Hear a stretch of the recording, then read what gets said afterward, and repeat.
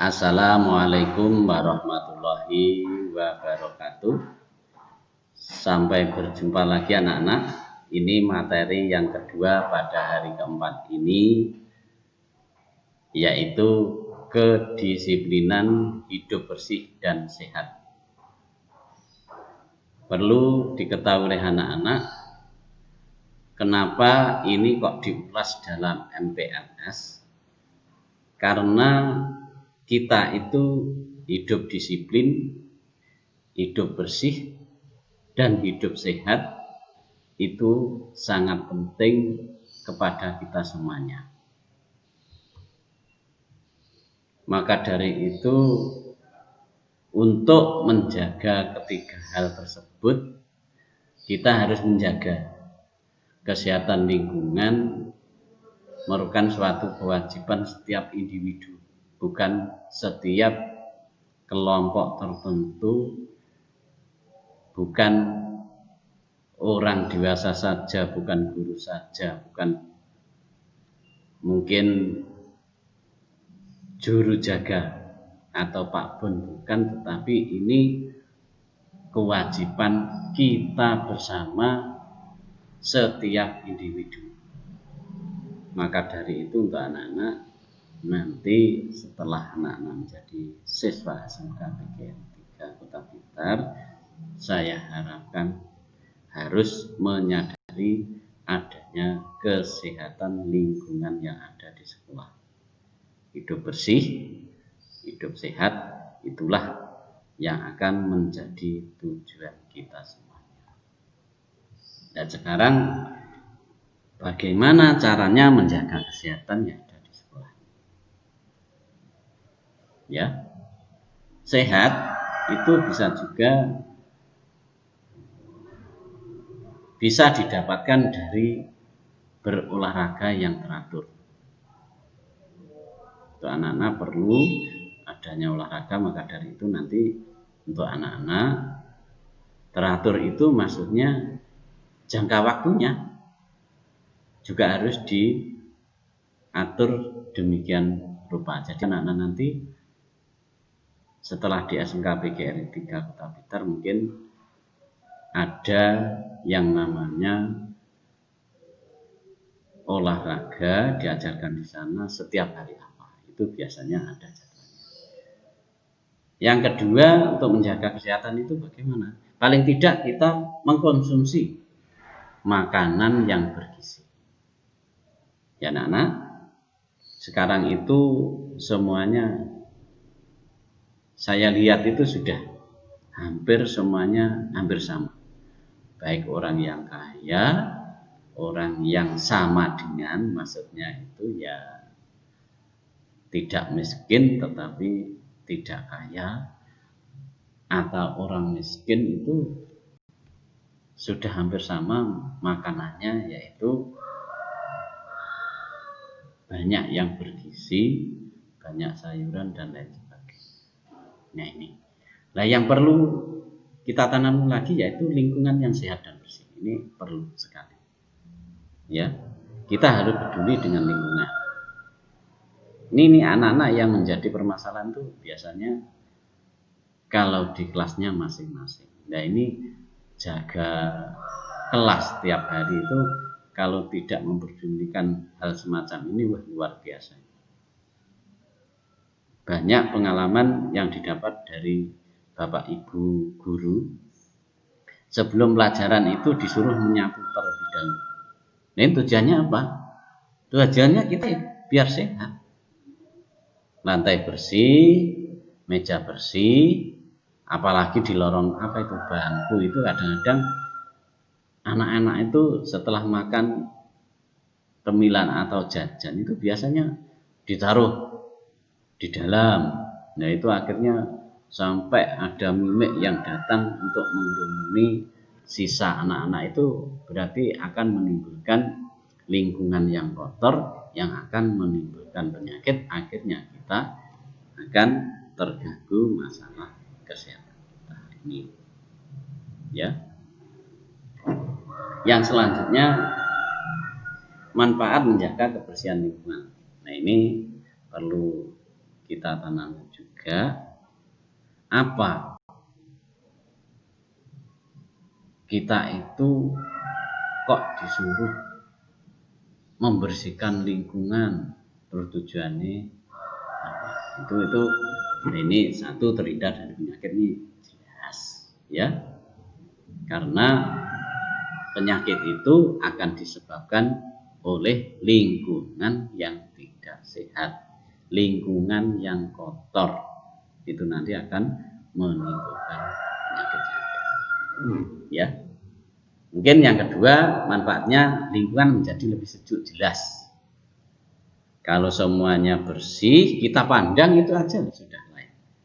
Kita memandang dari halaman yang bersih dan tidak itu dalam pikiran kita sudah berbeda. Nek bersih itu ya enak itu dipandang. Ya. Yang kedua, yang jelas bebas dari polusi udara. Polusi udara itu kalau nanti kita mempunyai kotoran banyak, sampah-sampah banyak, itu ada angin jual gitu. Jadi akan menimbulkan polusi udara yang tidak mengenakan atau tidak membuat kita nyaman. Nah ini, ya. Terus yang keempat yaitu air menjadi lebih bersih dan aman untuk kita minum, jelas. Ya, lingkungannya bersih, ya, daerahnya bersih. Itu kalau ada mata air juga bersih. Ya, lain kalau itu nanti di situ ada kotoran apa, kayak kotoran apa, itu nanti akan menyebabkan terganggunya dari air tersebut bila diminum oleh manusia, akan menjadikan bibit penyakit yang ada. Nah, terus selanjutnya lebih tenang dalam menjalankan aktivitas sehari-hari. Jelas, ruanganmu bersih, ya. Mungkin lantainya bersih, bangkunya bersih, kita itu belajar di sekolah akan nyaman. Ini adalah manfaat kenapa kita harus menciptakan atau menjaga kebersihan lingkungan yang ada di sekitar kita. Ini. Terus berikutnya, tip apa yang harus kita jaga untuk kebersihan lingkungan? Nah, ini perlu diketahui oleh anak-anak. Yang pertama dimulai dari diri sendiri, kita sendiri. Kita menanamkan terlebih dahulu. Ya, kalau dimulai dari tempat tidur kita, kita setelah bangun tidur paling tidak, apalagi anak perempuan, ini selimut tempat tidur dikembalikan seperti semua. Ya, nih. Nah, anak laki-laki biasanya yang sergap, ora-ora. Nah, ini yang menjadi permasalahan. Berarti kesadaran kita, baik laki-laki maupun perempuan, sebetulnya sama. Ini digali dari diri kita sendiri terlebih dahulu, membuat kebaikan-kebaikan dengan tujuan untuk menjaga kesehatan badan kita dengan cara membersihkan lingkungan yang ada. Di tempat tidur, mungkin di dapur, di kelas, dan lain sebagainya. Ya, di situ mungkin bisa dilaksanakan juga dengan cara selalu libatkan tokoh masyarakat. Nah, ini kalau di sekolah ya mungkin melibatkan orang lain, termasuk mungkin ada yang mengadu dari bapak guru. Mungkin kalau yang membersihkan bisa juga melibatkan penjaga sekolah, istilahnya Pak Bon, termasuk anak-anak sendiri juga harus bertanggung jawab masalah kebersihan lingkungan atau kebersihan sekolah. Ya, ini kalau di sekolah, kalau ini sertakan para pemuda untuk ikut aktif menjaga kebersihan lingkungan, itu kalau di masyarakat. Tapi kalau di sekolah, ya semua anggota kelas kita diwajibkan untuk ikut serta aktif menjaga kebersihan kelas ini. Ya. Terus mungkin di sini perbanyak tempat sampah di sekitar lingkungan Anda. Nah, ini di sekolah kita nanti ada, tiap kelas itu sudah ada. Di depan itu ada tempat sampah, makanya nanti tiap kelas itu wajib membuang sampah itu setelah membersihkan kelasnya, nanti ditaruh di tempat buang sampah yang ada di depan kelasnya masing-masing. Ya, tuh. Ini yang keenam, sosialisasikan kepada masyarakat untuk terbiasa memilah sampah rumah tangga menjadi sampah organik dan non organik, itu kalau di masyarakat.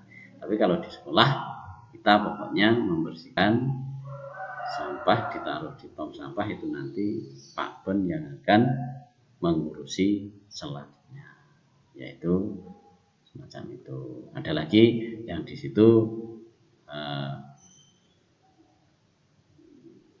sampah bisa juga dengan adanya kreativitas kita dengan membuat souvenir atau kerajinan tangan dengan memanfaatkan sampah. Nah, ini nanti untuk anak-anak juga diajari. Di situ nanti KWU yang akan dikomandani Ibu Hajah Wiwin Handayani SPD, nanti anak-anak disuruh membuat dari apa, sampah apa dibuat menjadi apa. Nah, itu nanti akan diajari di sana. Ya, diajari di sana. Ya. Terus, nah ini kewajibannya siapa? Itu setiap orang. Jadi setiap siswa nanti wajib paling tidak lingkungannya sendiri. Ya, kalau di sekolah ya sak bangku itu harus menjadi tanggung jawabnya anak yang duduk di situ. Nah, ini. Terus sekarang selanjutnya manfaat menjaga kebersihan lingkungan sekolah. Nah, ini jelas tadi sudah saya singgung. Yang pertama yaitu lingkungan dan kelas terasa lebih nyaman. Jelas kalau kelasmu bersih akan menjadi kita itu di dalam kelas itu termasuk bapak guru, anak-anak terasa lebih nyaman. Ini jelas. Yang kedua, terhindar dari penyakit, jelas tadi sudah saya jelaskan di sana juga, ya. Dan yang lebih baik lagi, kita nanti akan belajar lebih tenang karena tidak ada gangguan kotoran sampah yang ada di dalam kelas tersebut, ya. Terus yang terakhir juga akan memperlancar kerja otak manusia. Loh, apa bunganya? Ada, karena di situ dengan semuanya bersih, udara itu nanti akan bersih, yang akan masuk melalui paru-paru ke dalam tubuh kita yang fungsinya untuk memperlancar peredaran darah melalui sel saraf. Nah, ini nanti kita belajar menjadi Bapak Ibu guru mengajar juga. Nah, ini untuk anak-anak kita harus belajar hidup bersih, ya. Ini. Yang kedua, ini juga adanya disiplin perlu, ya. Jadi disiplin itu perlu ditanamkan pada anak-anak, terutama nanti kelas 10. Nih, biasanya kebiasaan yang ada di SMP nanti masih terbiasa di SMK, mohon itu diseleksi. Yang baik dibawa ke SMK, yang jelek ditinggal saja. Itu, ya. Nah, ini bentuk-bentuk kedisiplinan di sekolahnya ada. Nanti di SMK PGR 3 Kota juga, ya paling tidak salah satunya di sini akan harus bersikap sopan dan santun, menghormati ibu dan bapak guru, pegawai dan petugas sekolah, baik di sekolah maupun di luar sekolah ini mohon ditanamkan pada anak. Ini sangat perlu sekali. Kadang-kadang anak-anak sekarang itu tidak patah reken dengan gurunya, itu kadang-kadang di jalan tidak mau. Bahkan saya itu sering mencoba kepada anak jajal, saya tidak tanya ke sana anak itu bagaimana. Nah itu ada yang malah tahu, kadang-kadang malah menghindar dengan cara alasan menoleh dan lain sebagainya. Nah ini mohon untuk anak-anak yang kelas 10 nanti jangan semacam itu. Ya hormatilah Bapak Ibu guru itu, kalau kita bertemu disapa itu bahagianya luar biasa itu. Senangnya bukan main sebagai orang tuamu di sekolah. Nah ini ya. Nah yang kedua harus bersikap sopan santun terhadap sesama pelajar ya, baik di sekolah maupun tidak di sekolah, ini sama saja. Pada orang tua, orang yang lebih tua juga demikian, walaupun sesama siswa nggak boleh kamu terus nanti di SMK PGRI 3 terus tujuan untuk bertengkar, tidak boleh. Itu aturannya siapa saja tidak boleh itu. Ya, kamu harus bekerja sama, hidup rukun, ya, belajar yang baik, manut dengan aturan, itu nanti insya Allah kamu nanti setelah lulus akan dijadikan orang yang terbaik. Amin. Itu ya. Terus mungkin juga harus menggunakan atribut sekolah SMK PGRI 3 Kota Blitar. Nanti ada di koperasi, kamu nanti membeli di sana, atribut apa yang akan dipakai di sana nanti ditentukan di aturan sekolah itu. Ya, mungkin kalau abu-abu putih atributnya apa, pramuka apa, identitas sekolah apa, itu nanti akan ada diinformasikan kemudian. Nah ini yang perlu diketahui oleh anak-anak, hadir tepat waktunya. Nah ini perlu ditaati karena ini mencangkut kedisiplinan. Apalagi saya di sini sebagai wakil keseluruhan yang selalu akan memantau keadaan keaktifan anak-anak yang ada di SMK PGRI 3.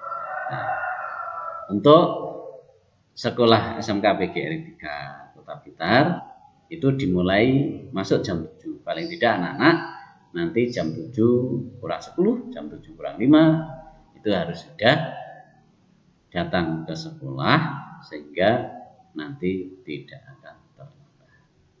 Nanti di sekolah kita nanti biasanya jam 7 itu di bel tet, setelah itu diadakan lagu pembacaan nyanyikan lagu Indonesia Raya, pembacaan Pancasila, doa dan lain sebagainya.